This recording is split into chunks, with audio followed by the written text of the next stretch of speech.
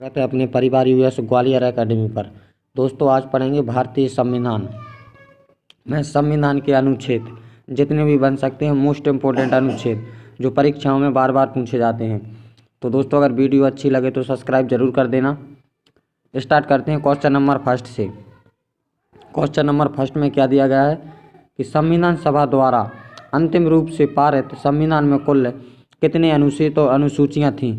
मतलब जब संविधान लागू हुआ था तो इसमें स्टार्टिंग में कितने अनुच्छेद और कितनी अनुसूचियाँ थीं।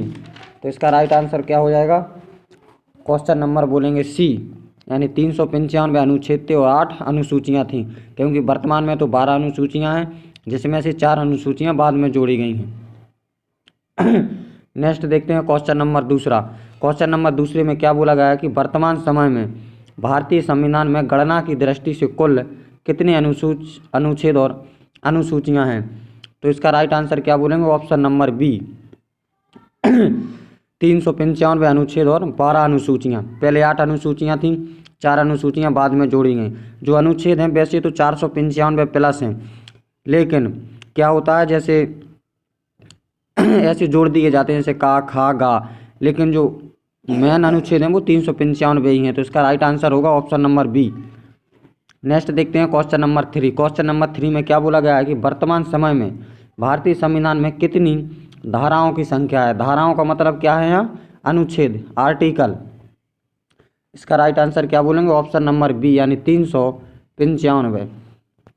नेक्स्ट देखते हैं क्वेश्चन नंबर 4। क्वेश्चन नंबर 4 में क्या बोला गया है कि संविधान के किस अनुच्छेद में अंकित किया गया है कि इंडिया अर्थात भारत राज्यों का एक संघ होगा।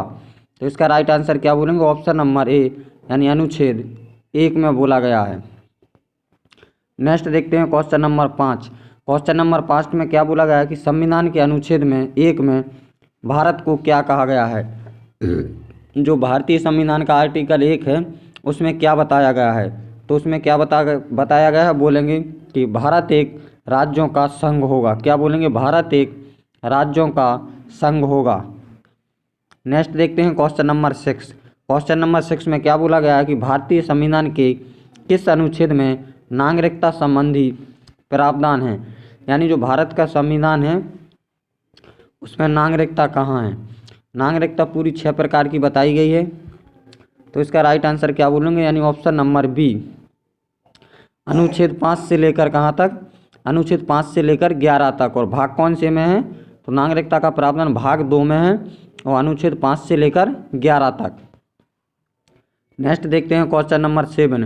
क्वेश्चन नंबर 7 में क्या बोला गया है कि भारतीय संविधान के किस अनुच्छेद में नागरिकों के मौलिक अधिकारों का वर्णन किया गया है। क्या बोलेंगे? मौलिक अधिकारों का वर्णन किया गया है। तो मौलिक अधिकार वर्तमान में क्या है? बोलेंगे मौलिक अधिकार हैं वर्तमान में किसके बारे में बताया गया है? तो बोलेंगे ऑप्शन नंबर बी, यानी 12 से 35 तक। क्या बोलेंगे? 12 से 35 तक। भाग किस में है? बोलेंगे 3 में। नेक्स्ट देखते हैं क्वेश्चन नंबर 8। क्वेश्चन नंबर 8 में क्या बोला गया है कि भारत में तथा शैक्षणिक संस्थानों में समाज के कमजोर वर्ग के लिए आरक्षण उपलब्ध कराने के लिए केंद्र सरकार को संविधान का कौन सा अनुच्छेद अधिकार प्रदान किया गया है। यानी नौकरी तथा शैक्षणिक संस्थाओं में समाज के कमजोर वर्ग, जो कमजोर वर्ग हैं यानी SC ST, अनुसूचित जाति और अनुसूचित जनजाति के आरक्षण उपलब्ध कराने के लिए जो केंद्र सरकार है को संविधान का कौन सा अनुच्छेद प्रदान करता है। तो इसका राइट आंसर क्या बोलेंगे? ऑप्शन नंबर 16, यानी बी। नेक्स्ट देखते हैं क्वेश्चन नंबर 9। क्वेश्चन नंबर 9 में क्या बोला गया है कि भारतीय संविधान के किस अनुच्छेद में अस्पृश्यता का उन्मूलन यानी भेदभाव से संबंधित कौन सा आर्टिकल है? बोलेंगे अनुच्छेद 19, आर्टिकल 17। नेक्स्ट देखते हैं क्वेश्चन नंबर 10। क्वेश्चन नंबर 10 में क्या बोला गया है कि भारतीय संविधान का कौन सा अनुच्छेद राष्ट्रपति के पद के लिए पुनः निर्वाचित का उल्लेख करता है। तो जो भारतीय संविधान का कौन सा अनुच्छेद राष्ट्रपति के पद के लिए पुनः निर्वाचन, यानी पुनः निर्वाचन का मतलब क्या होता है? जो राष्ट्रपति है उसका दोबारा निर्वाचन किया जा सके, कौन से आर्टिकल में जिक्र किया गया है? तो बोलेंगे आर्टिकल 57 में, ऑप्शन नंबर डी। नेक्स्ट देखते हैं क्वेश्चन नंबर 11। क्वेश्चन नंबर 11 में क्या बोला गया है कि भारतीय संविधान की किस अनुच्छेद के अंतर्गत भाषा एवं अभिव्यक्ति की स्वतंत्रता दी गई है? भाषा एवं अभिव्यक्ति की स्वतंत्रता दी गई, तो क्या बोलेंगे? अनुच्छेद 19। अभिव्यक्ति मतलब जीने की स्वतंत्रता। नेक्स्ट देखते हैं क्वेश्चन नंबर 12। क्वेश्चन नंबर 12 में क्या बोला गया है कि भारतीय संविधान के किस अनुच्छेद में प्रेस की स्वतंत्रता है? काय की स्वतंत्रता है? बोलेंगे प्रेस की स्वतंत्रता है। तो इसका राइट आंसर क्या बोलेंगे? ऑप्शन नंबर डी यानी अनुच्छेद 19A या 19 का भी बोल सकते हैं। नेक्स्ट देखते हैं अनुच्छेद 13। Question number 13। क्वेश्चन नंबर 13 में क्या बोला गया है कि मौलिक अधिकारों के अंतर्गत कौन सा अनुच्छेद बच्चों के शोषण से संबंधित है? किससे संबंधित है? बच्चों के शोषण से संबंधित है। बच्चों के शोषण से मतलब क्या है यहाँ? जैसे किसी भी कोई भी कंपनी हुई या कारखाना हुए या खदानें हुई, उसमें 14 साल से कम उम्र के बच्चों को आप नहीं लगा सकते हैं, यानी बच्चों का शोषण नहीं कर सकते हैं। तो इसका राइट आंसर क्या बोलेंगे? ऑप्शन नंबर डी बोलेंगे, अनुच्छेद 24। नेक्स्ट देखते हैं क्वेश्चन नंबर 14। क्वेश्चन नंबर 14 में क्या बोला गया है कि भारतीय संविधान के किस अनुच्छेद में अल्पसंख्यकों के हितों के संरक्षण की व्यवस्था की गई है? क्या बोला गया है? जो भारतीय संविधान जो अल्पसंख्यक के हितों के संरक्षण, अल्पसंख्यक मतलब जैसे जैन लोग हुए, मतलब जिनकी जनसंख्या भारत में कम है, उन्हें बोला जाता है अल्पसंख्यक के हितों के बारे में कुछ संरक्षण दिया गया है भारत सरकार ने। तो कौन से आर्टिकल से संबंधित है? बोलेंगे article 29, option number B right. Next देखते हैं क्वेश्चन नंबर 15। क्वेश्चन नंबर 15 में क्या बोला गया कि कौन से अनुच्छेद के अंतर्गत भारत का सर्वोच्च न्यायालय नागरिकों के मौलिक अधिकारों की रक्षा करता है? तो कौन सा आर्टिकल बोलेंगे? बोलेंगे article D, option number D यानी आर्टिकल 32। नेक्स्ट देखते हैं क्वेश्चन नंबर 16। क्वेश्चन नंबर 16 में क्या बोला गया है कि भारतीय संविधान के किस अनुच्छेद में राज्य के नीति निर्देशक तत्वों का उल्लेख किया गया है? तो राज्य के नीति निर्देशक तत्वों का उल्लेख किसमें किया गया है? बोलेंगे ऑप्शन नंबर सी यानी अनुच्छेद जो 36 से 61 हैं उनमें किया गया है। नेक्स्ट देखते हैं क्वेश्चन नंबर 17। क्वेश्चन नंबर 17 में क्या बोला गया है कि भारतीय संविधान के अंतर्गत कल्याणकारी राज्य की अवधारणा निम्नलिखित में से किस अनुच्छेद में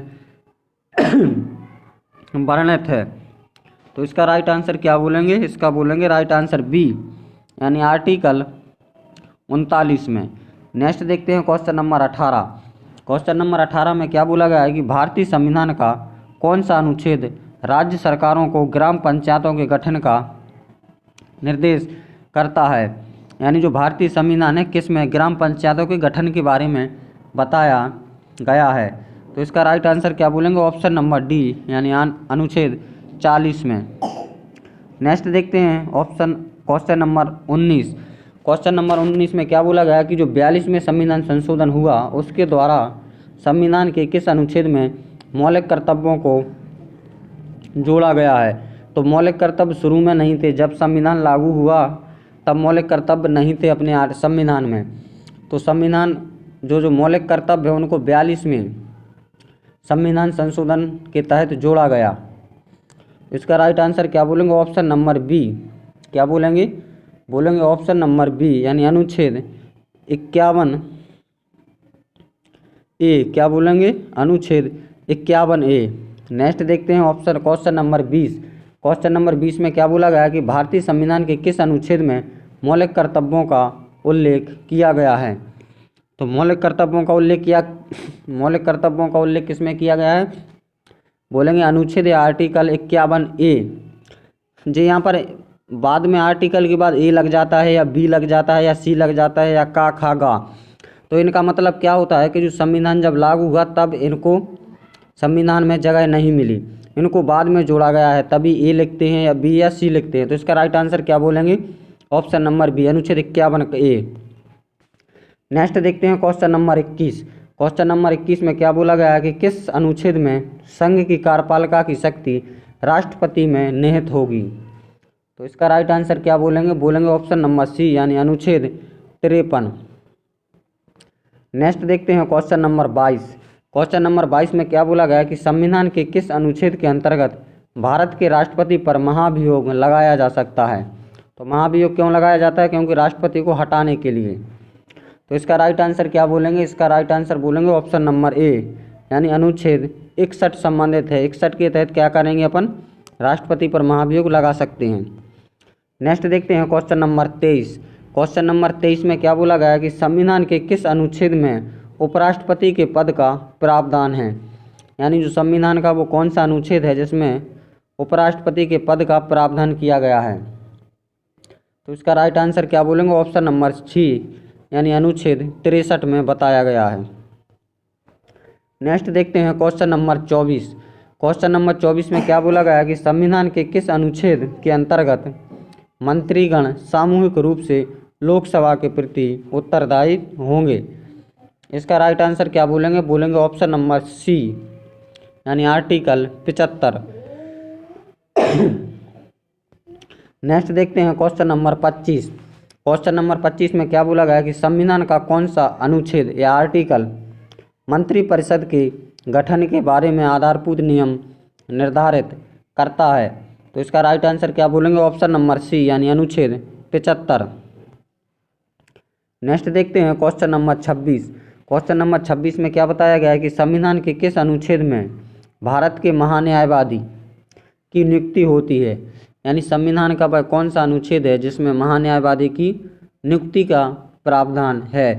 तो इसका राइट आंसर क्या बोलेंगे, ऑप्शन नंबर सी यानी अनुच्छेद 76 में बताया गया है। नेक्स्ट देखते हैं क्वेश्चन नंबर 27।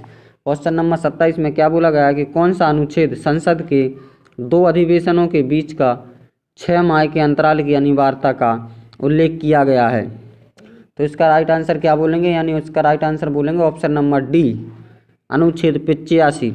अनुच्छेद 85 क्या कहता है कि जो संविधान की संसद है, संसद मतलब लोकसभा और राज्यसभा के बीच जो अधिवेशन मतलब क्या होता है, एक बैठक। जो बैठक होती है तो मतलब 2 बैठकों के बीच का अंतराल अधिक से अधिक कितना हो सकता है, 6 माह। 6 माह से ज़्यादा नहीं हो सकता, कम से कम हो सकता है लेकिन ज़्यादा नहीं हो सकता है 6 माह से। नेक्स्ट देखते हैं क्वेश्चन नंबर 28। क्वेश्चन नंबर 28 में क्या बोला गया है कि राष्ट्रपति संविधान के किस अनुच्छेद के अंतर्गत लोकसभा को भंग कर सकता है। लोकसभा को भंग कौन कर सकता है, बोलेंगे राष्ट्रपति। तो राष्ट्रपति जी करेंगे कौन से अनुच्छेद के तहत करेंगे, तो राष्ट्रपति करेंगे ऑप्शन नंबर ए यानी आर्टिकल 85 के तहत। नेक्स्ट देखते हैं क्वेश्चन नंबर 29। क्वेश्चन नंबर 29 में क्या बोला गया है कि संविधान के किस अनुच्छेद के द्वारा संसद की संयुक्त बैठक का प्रावधान है। यानी कौन से अनुच्छेद में संसद संयुक्त बैठक का प्रावधान किया गया है। तो इसका राइट आंसर क्या बोलेंगे, ऑप्शन नंबर बी यानी अनुच्छेद 108। नेक्स्ट देखते हैं क्वेश्चन नंबर 30। क्वेश्चन नंबर 30 में क्या बोला गया है कि लोकसभा एवं राज्यसभा के संयुक्त अधिवेशन के विषय में प्रावधान संविधान के किस अनुच्छेद में किया गया है। तो इसका राइट आंसर क्या बोलेंगे, ऑप्शन नंबर बी यानी अनुच्छेद 108 में। नेक्स्ट देखते हैं क्वेश्चन नंबर 31। क्वेश्चन नंबर 31 में क्या बोला गया है कि संविधान के किस अनुच्छेद में धन विधेयक की परिभाषा दी गई है। यानी धन विधेयक कौन से आर्टिकल के तहत आता है, बोलेंगे ऑप्शन नंबर सी यानी आर्टिकल 110। नेक्स्ट देखते हैं क्वेश्चन नंबर 32। क्वेश्चन नंबर 32 में क्या बोला गया है कि भारतीय संविधान का कौन सा अनुच्छेद भारत के संचित कोष से संबंधित हो। तो क्या बोलेंगे, ऑप्शन नंबर डी उपरोक्त सभी जो संचित कोष हैं वो 3 प्रकार के होते हैं। नेक्स्ट देखते हैं क्वेश्चन नंबर 33। क्वेश्चन नंबर 33 में क्या बोला गया है, क्वेश्चन नंबर 33 में बोला गया है कि भारतीय संविधान का निम्नलिखित में से कौन सा अनुच्छेद भारत के राष्ट्रपति में अध्यादेश जारी करने की शक्ति प्रदान करता है। यानी जो अपना भारतीय संविधान है उसमें से कौन सा अनुच्छेद है जो भारत के राष्ट्रपति को अध्यादेश जारी करने की शक्ति प्रदान करता है।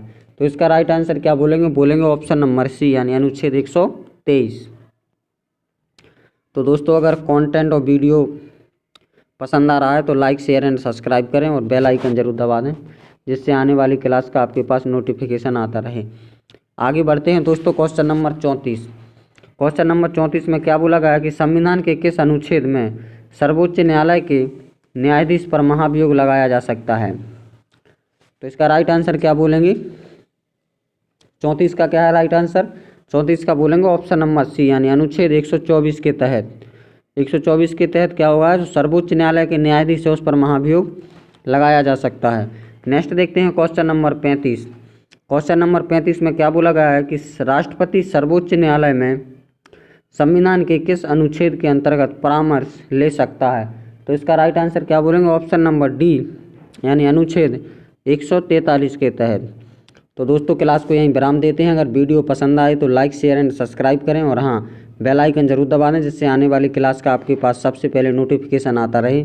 दोस्तों चैनल अपना नया है इसलिए अपना सपोर्ट ज़रूर बनाए रखें और चैनल को सब्सक्राइब और लाइक ज़रूर कर दें दोस्तों। जय हिंद दोस्तों।